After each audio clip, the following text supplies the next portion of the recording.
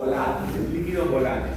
Ahora sí, ¿se acuerdan cuál fue el primer anestésico general que demostró su efecto de manera exitosa? Ahora sí, no el éter ni el níquel. ¿Por qué se dejó de usar éter? Porque era muy irritante para las vías respiratorias, causaba una depresión muy profunda en algunos pacientes. Entonces aparecieron agentes nuevos, ¿no? Les decíamos, uno que fue utilizado por casi medio siglo, alotano. Sin embargo, debido a la presencia de bromo, de este flúor, conjugados de esa forma, generaba alto riesgo de hepatotoxicidad. Se fue dejando de utilizar y en la actualidad los que se utilizan un poco más, desflurano y sevoflurano, particularmente sevoflurano, que es el que tenemos acá. ¿Cómo se vende el sevoflurano? Como ven ustedes, en una botella, porque es un líquido. Y ese líquido lo colocamos en una máquina, esa máquina lo somete a una determinada presión y hace que el líquido se convierta en un gas, el líquido se volatiliza. Entonces, de estos agentes, aparte del óxido nitroso que se utiliza todavía en algunas circunstancias, el que más se utiliza es el sevoflurano, porque el sevoflurano es el que menos deprime la función cardiovascular. Entre los inhalatorios, el sevoflurano es el que menos deprime la función cardiovascular. Aunque, como les decíamos, ya en realidad poco se usan agentes inhalatorios. En la actualidad lo que más se usa son agentes intravenosos. A ver, idealmente, jóvenes, ¿qué característica tiene el anestésico general ideal? Un anestésico general idealmente debe producir hipnosis. ¿A qué nos suena, jóvenes, el término hipnosis? Sueño, ¿no? Hipnosis es el sueño inducido farmacológicamente. Debe causar también pérdida de la conciencia para que sea realmente que cumple su efecto anestésico general. Debe bloquear completamente el dolor, producir analgesia, causar amnesia, es decir, una pérdida de recuerdos de lo que sucede durante el tiempo que el paciente está sometido a este procedimiento de anestesia general. Además, debe bloquear el músculo esquelético, el paciente debe estar completamente inmovilizado. Además, debe tener un efecto totalmente reversible, no producir ningún tipo de lesión permanente en el sistema nervioso. Y algo que es utópico, pero es una característica ideal, debe tener alto índice terapéutico. La mayoría de anestésicos generales tienen índice terapéutico estrecho, ¿no? Estrecho. ¿Ustedes creen, jóvenes, que todo esto lo podemos conseguir con un solo fármaco? ¿Se podrá conseguir hipnosis, pérdida de la conciencia, analgesia, amnesia, bloqueo muscular? ¿Todo se podrá conseguir con un solo fármaco? De poder sí se puede, ¿no? Pero ¿qué tendríamos que hacer si quiero usar un solo fármaco? Lo que hemos visto la semana pasada, ¿no? Utilizarlo en dosis altas. Entonces, ¿qué me conviene? Utilizar varios fármacos en menor dosis para conseguir los efectos de manera especial, de manera separada. Por ejemplo, si quiero conseguir hipnosis, quiero conseguir una buena amnesia, sobre todo una amnesia de órgano, para eso utilizo benzodiazepinas. Voy a utilizar benzodiazepinas. ¿Qué benzodiazepinas utilizamos? Si es un procedimiento de duración prolongada, se utiliza diazepam. Si es un procedimiento de duración intermedia, se utiliza lorazepam. Si es un procedimiento de duración corta, nuestra estrella, se utiliza diazepam. Lo que vamos a usar mucho más en odontología. Entonces, eso me permite una buena hipnosis y una buena amnesia.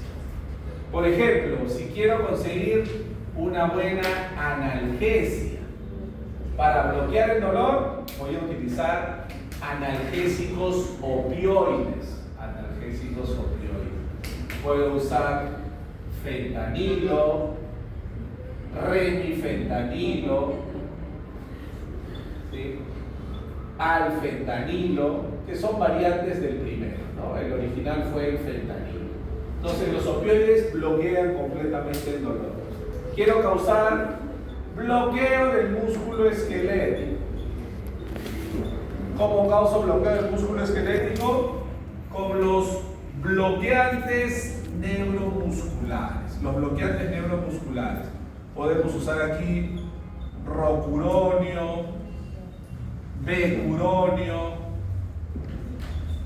pancuronio, entre otros, ¿no? Van a bloquear completamente la función muscular, el paciente va a estar inmovilizado. Y obviamente la pérdida de la conciencia con el inductor de anestesia general. Con el inductor de anestesia general. ¿Ok? A ver. Aquí tenemos de manera general un poco lo que les explicaba. Porque esto es algo realmente, jóvenes, algo referencial.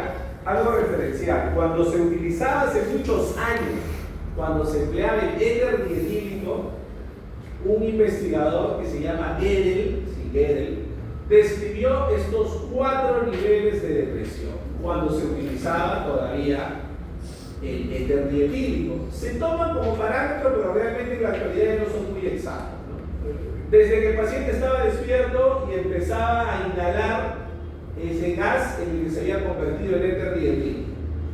Pasaba por un primer estadio que se llamaba estadio de analgesia, iba profundizando la depresión, pasaba por un estadio 2 de excitación y delirio, luego pasaba por un estadio 3 de anestesia quirúrgica. Hasta ese nivel debía llegar, hasta el estadio de anestesia quirúrgica, que es el estadio o etapa 3 de la anestesia general. ¿Qué pasa si por error seguía inhalando el agente o si nos excedíamos de dosis? Llegaba al estadio 4 o etapa 4, que es el estadio de depresión vulvar, donde hay parálisis de la función respiratoria y cardiovascular. Si llega a este nivel, es un estado irreversible. El paciente va a quedar con muerte cerebral. Por eso es tan importante que solamente llegue hasta el estadio 3 o etapa 3. Se toma como referencia, como les decía, ¿no? A ver, para finalizar, jóvenes, porque esto lo vamos a ver ahora en la práctica con un videíto, ¿qué comparación podemos hacer entre dos agentes muy distintos? Por eso se ha escogido 2 agentes para tener una comparación mucho más activa. Primero veamos el tiopental. El tiopental es un barbitúrico de acción ultracorta. Es un barbitúrico que va a actuar a nivel del receptor GABA de tipo A. Va a aumentar la duración del evento de apertura de ese receptor GABA de tipo A, generando una depresión profunda del sistema nervioso central. Es altamente liposoluble, por eso les decíamos, ¿no? Cuando lo colocan por vía intravenosa, induce el sueño en los primeros 10 a 20 segundos. Si solamente colocamos tiopental y no reforzamos con otro fármaco, su efecto será bastante corto, solamente durará entre 10 a 15 minutos. Se metaboliza lentamente en el hígado, pero puede actuar como inductor enzimático, incrementando el metabolismo de otros fármacos que el paciente podría estar recibiendo de forma común. ¿Ok? Y se va a eliminar principalmente por vía renal, ¿sí? La principal vía de eliminación del tiopental, si bien es cierto la vía renal, su efecto también termina por redistribución, porque ingresa al organismo, va al sistema nervioso central y luego sale rápidamente en los primeros 10 a 15 minutos y se almacena en el tejido adiposo. Y desde ahí se va liberando posteriormente por vía renal. A ver, el tiopental es un parasimpático mimético. ¿A qué nos suena, jóvenes, el término parasimpático mimético? ¿A qué nos suena mimético? ¿Qué cosa será mimético, mimetismo? Que quiere imitar, que se quiere parecer, ¿no? Que va a parecerse a los efectos del sistema nervioso parasimpático. Por ejemplo, las pupilas pueden estar normales o pueden estar con una ligera miosis. Recordemos que la miosis es algo característico del sistema parasimpático. Va a haber hipotensión arterial y bradicardia, típica respuesta parasimpática. Disminuye la presión arterial, disminuye la frecuencia cardíaca. No tiene efecto analgésico, ojo, el tiopental no tiene acción analgésica, no bloquea el dolor, como no hace ningún barbitúrico, ¿no? Ningún barbitúrico tiene efecto analgésico, todos tienen ese problema. Tampoco bloquea los reflejos protectores, no bloquea el reflejo de la tos, el reflejo laringio. Entonces, solamente con el tiopental Podemos inducir, pero hay que reforzar con algunos de los otros fármacos que hemos comentado, ¿no? Como todo barbitúrico, es un potencial depresor de la respiración, que obviamente ese efecto depresor va a depender mucho de la dosis que utilicemos. Doctor, y si tiene esos problemas, ¿por qué se sigue utilizando? Porque en algunas especialidades médicas todavía tiene utilidad. Por ejemplo, se usa mucho en neurocirugía, porque el tiopental reduce la presión intracraneal. Cuando una persona, quizás has escuchado alguna vez, cuando alguien tiene un traumatismo encefalocraneal, un accidente, se golpea, tiene un traumatismo, hay edema cerebral, una complicación que se suele presentar es una elevación de la presión intracraneal. Tiopental disminuye esa presión intracraneal, ayuda a reducir esa presión intracraneal. Por eso se utiliza mucho en la especialidad de neurocirugía. Puede producir inicialmente en los primeros minutos una leve, una ligera relajación del músculo esquelético, pero que solo va a durar pocos minutos, ¿no? Solo dura pocos minutos. Muy diferente a la ketamina. La ketamina es un agente especial, ¿no? Decíamos hace un momento, el tiopental lo que hace es unirse al receptor GABA de tipo A, aumentando la duración de la apertura del canal iónico. Entonces, el tiopental promueve la acción de la neurotransmisión GABAérgica, activa por más tiempo al receptor GABA de tipo A. ¿Qué hace ketamina? Ketamina se une al receptor NMDA, lo hemos visto la semana pasada como ejemplo, ¿no? ¿Qué hace la ketamina? ¿Se acuerdan? Es un antagonista alostérico del receptor NMDA. Va a antagonizar, va a bloquear la acción excitatoria del receptor NMDA. ¿Por qué produce pesadillas, alucinaciones? Algo frecuente en pacientes adultos. La ketamina actúa en muchas partes de la corteza cerebral, pero particularmente tiene más afinidad por el sistema límbico, actúa a nivel del sistema límbico, bloqueando de forma no competitiva los receptores NMDA. Al bloquear de forma no competitiva los receptores NMDA en el sistema límbico, va a alterar todo lo que tenemos en el sistema límbico. En el sistema límbico muchas veces se almacenan emociones intensas, se almacenan muchos recuerdos en el sistema límbico. Por eso, en adultos, un efecto adverso muy frecuente es la presencia de pesadillas y alucinaciones. Para evitar eso, usualmente en un adulto se combina ketamina con midazolam.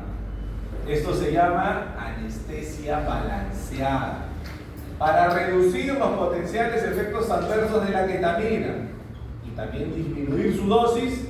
Se utiliza muchas veces en adultos conjuntamente con midazolam. Eso se llama anestesia balanceada. ¿Ok?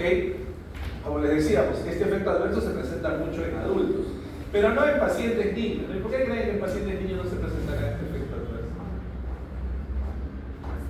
¿Qué nos dice la lógica, el razonamiento? ¿Qué nos dice?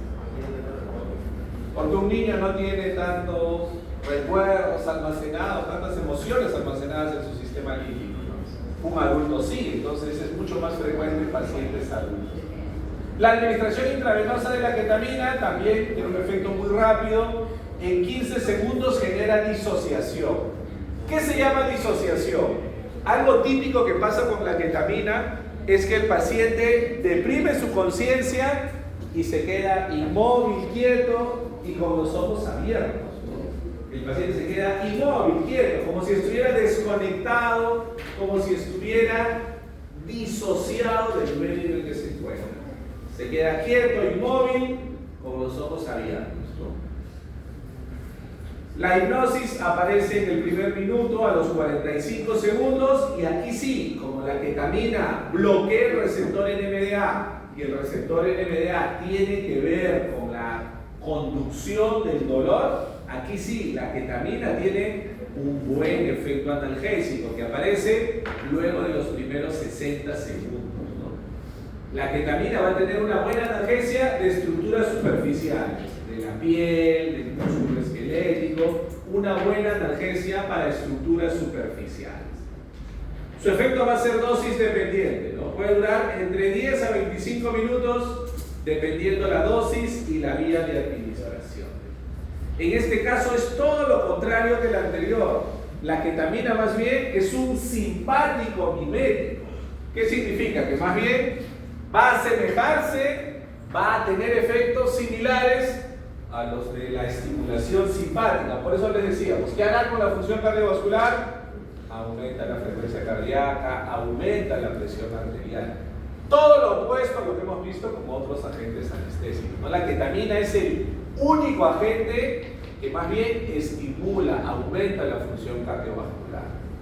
Aquí también no modifica los reflejos protectores y ojo con esto, que la ketamina en dosis altas puede causar hipertonía muscular, un aumento en el tono muscular, lo que podría producir trismus, ¿sí? Pero eso solo pasa con dosis altas. Cuando usemos ketamina, obviamente nosotros no podemos usar ketamina. ¿Quién puede usar fármacos intravenosos?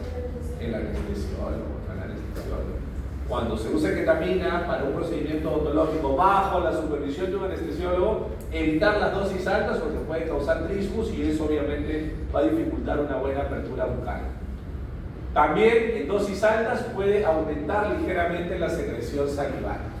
Usualmente la ketamina no altera de manera significativa la función respiratoria, pero en sobredosis, si excedemos la dosis máxima, sí puede causar una depresión respiratoria significativa e incluso paro cardíaco. Eso solamente si se administra en sobredosificación.